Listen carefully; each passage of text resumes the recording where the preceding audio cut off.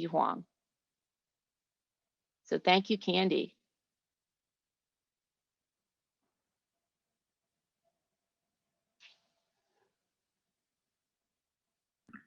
Hi, so hopefully you can see my screen and hear me We okay? can. Okay, perfect. Thank you, Christine, for that introduction. So I'm really excited to talk to you about what we have found in our 2020 needs assessment. So as previously described, one of our primary objectives for BioPath is to create a pipeline of qualified candidates. And I think that's something that all of our educational partners are interested in doing. How do we get these qualified candidates to our local bioscience industry sector? And so to really understand how to design this pipeline, we sought to know the needs of the local companies. So as Christine mentioned before, we had performed a needs assessment back in 2015 and wanted to update our results. So throughout this presentation, you'll see references to 2015, and we just wanted to use 2015 as a metric to see how bioscience companies might be shifting from the past 5 to 6 years. There were 4 specific survey objectives. We wanted to know what education levels are these companies hiring at? What are their future hiring needs so that we can adjust our programming to meet those needs? If they had a partnership with local institutions, were they in place to help facilitate hiring? Could we create more partnerships to do that as well? And lastly, and most importantly, we wanted to align our current academic programs with their hiring needs. Our 2020 survey was designed by representatives at Southern, Jackson Labs, and BioCT. And then it was reviewed by our BioPath Advisory Board prior to launching this study. We then disseminated the survey through multiple channels, including thank you to BioCT and Advanced CT, to try and get as many companies to participate as possible. And then these were analyzed by Peter and his team. So in sum, we received a little over 40 responses, individual responses from 30 unique companies. And so during this presentation, we'll review the following findings. We're gonna go over the profile of these companies. So who answered our survey? What are their past, current, and future hiring trends? What's their current relationship with educational institutions? Their take on internships? What are the most sought after educational and laboratory skill sets that they're looking for? And then what certificate program and professional development, what are their opinions on those aspects? So just to highlight, while we're going through the data, I may highlight, certain levels, like just bachelor's or master's, but please, if you're interested in like associates or certificates or doctoral level, pay attention to those numbers. I won't explicitly go over every single number, but the data are there for you to see and to take away as useful to your programming needs as well. So the first question we wanted to answer was who answered our survey? So tables 1 and 2 show the general characteristics of these companies, how many years in operation, and the general number of employees. So it gives you kind of a breakdown of these characteristics. Most of them are small businesses with around 1 to 20 employees. We also wanted to categorize these companies based on their industry subsector. We thought that was really important because they are bioscience companies, but within that industry, how do they break down? And so what we saw was the majority are pharmaceutical R&D and biotechnology companies. And that remains consistent with our 2015 survey. We did see an increase in pharmaceutical and testing and diagnostic companies in Connecticut, which may be a reflection of like more of these companies are coming into creation or wanting hiring of CT employees. So as a side note, although we had about 31 unique companies, and there are hundreds and hundreds of companies within Connecticut, we did feel that this was a representative sample size of the total bioscience industry based on our subsector breakdown, because most of our bioscience industry is specializing in biotech and testing and diagnostics. So of our respondents, we wanted to understand what's the current breakdown of their employees. At what educational level have they been generally hiring over the past 2 to 3 years? And what information can we glean from that?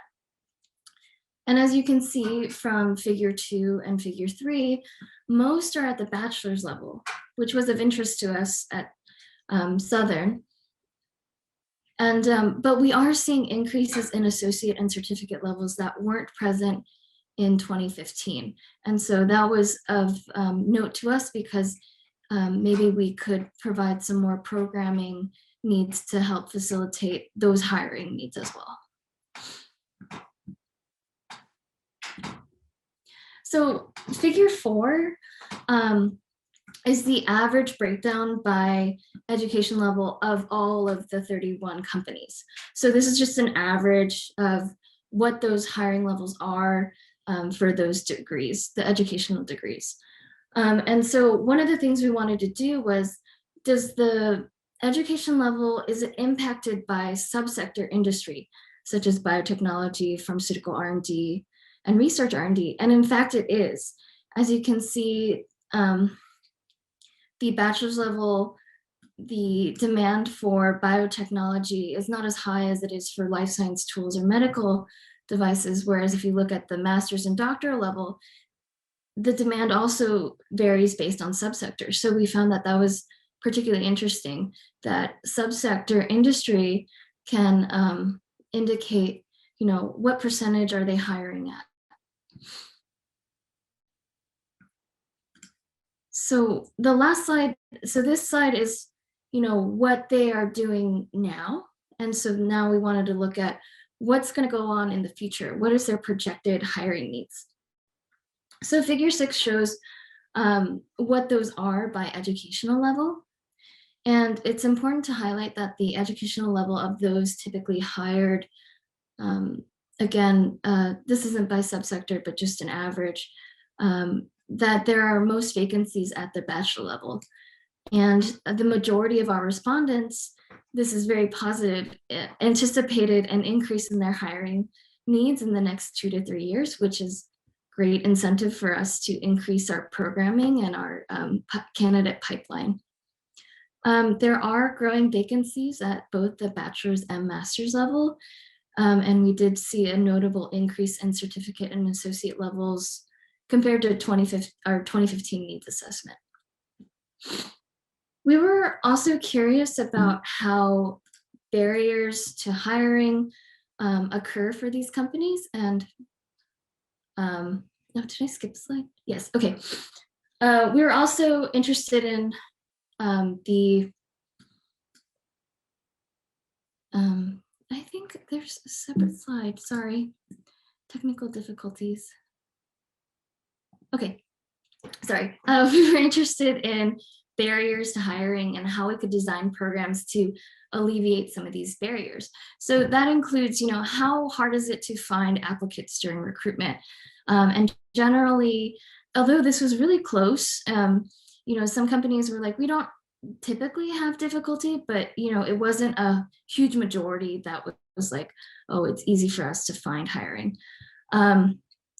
And also we asked companies if they would hire students that had a certificate in biotechnology, and many of them indicated yes, they would, and then some indicated maybe. So the majority is most partially in favor of these biotech certificate programs.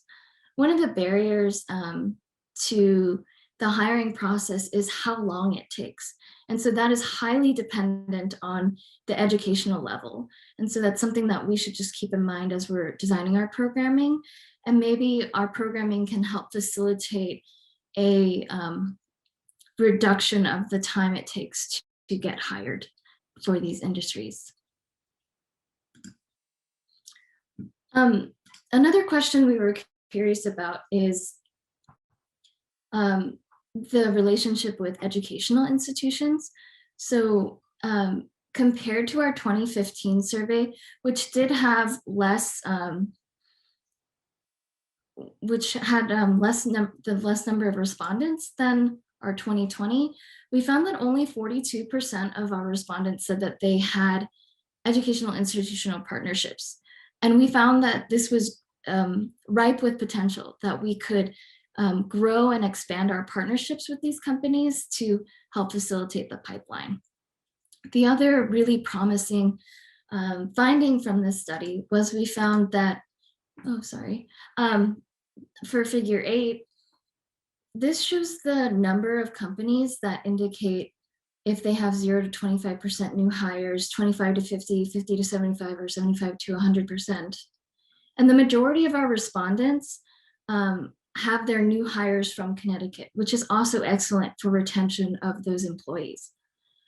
Increasing and sustaining those regional partnerships with educational institutions will most likely benefit the bioscience companies and also those new hires that are from Connecticut. Some other trends that we were interested in are the values of internship and how a typical internship, the characteristics of a typical internship.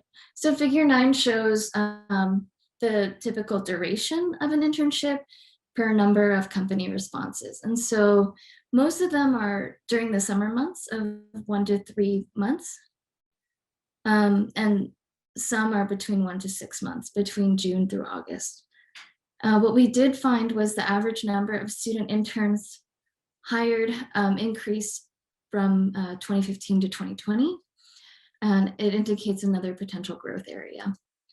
So figure 10 shows the general number of interns hired per year per company. And so you can see it's mostly 1 to 2 to 3 to 4 interns, but that's still a really promising trend. One of the most valuable aspects we received from this needs assessment were quotes about the value of internships. So many of our respondents said that they value internships because it creates a career pipeline and contributes to the experience of our community. Another said they wanted to provide mentored research experiences for young scientists. A third said we hire interns as an evaluation period to assess potential for full-time roles. And many companies, if they didn't hire interns, said that they didn't have the time, resources, or funds to manage an intern program. And this is where educational partnerships can come into play to help facilitate, to make up for the time and resources and funds that these companies may not have the ability to expend. So this is one of our pain points. The last thing, which may depend on what kind of program you or Biopath is interested in emphasizing, is what are the most desired skill sets and education-related skill sets that companies are working for. So we had a list in each category, and then we ranked the top 3 for each. And so the top panel shows you education-related skill sets and soft skills.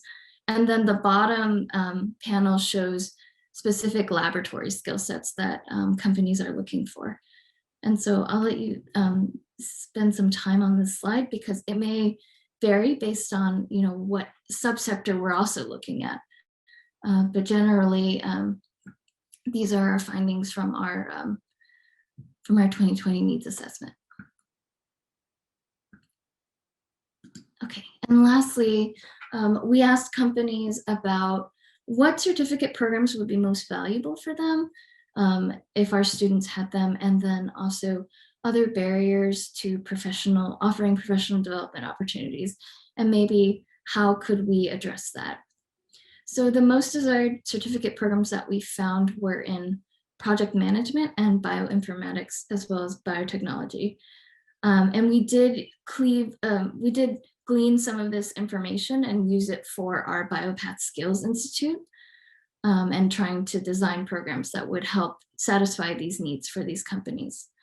And then the barriers that were most commonly noted was time and cost. And so if we could figure out programming that helps to alleviate these pain points, I think it could really help our students in the pipeline to these companies.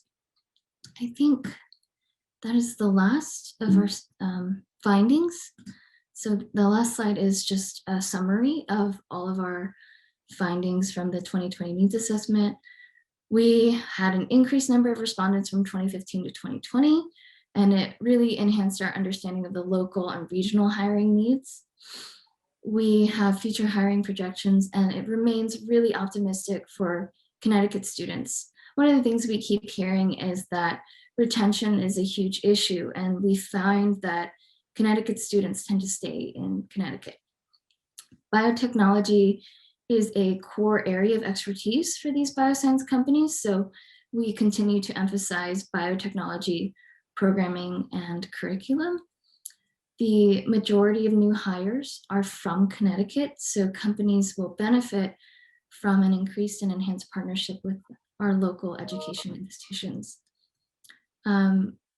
The number of internship programs have significantly increased since 2015, which is an excellent opportunity for pipeline growth as well.